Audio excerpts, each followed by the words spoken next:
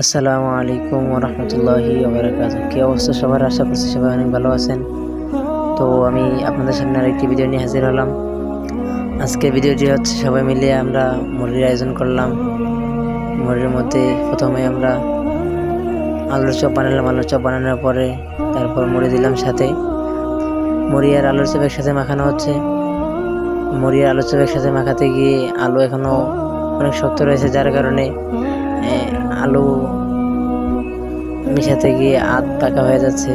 তো কিছু করার নাই, যা হয়েছে তা দিয়ে খেতে হবে। তো আলু আর মুড়ি একসাথে মাখানোর পর তো সেই টেস্টি হয়েছে, অনেক মজা হয়েছে, সবাই মিলে মজা করে খেলাম। আলু আর আলুর দিয়ে মুড়ির স্বাদটাই অন্যরকম হয়েছে। খায়া মন ভরে গেল, পুরাই সেই স্বাদ হয়েছে। তো ইনশাল্লাহ আর একটা ভিডিও দেখা হচ্ছে, এর জন্য বিদায় নিচ্ছি। আসসালামু আলাইকুম রহমতুল্লাহি ওবরাকাতুহ।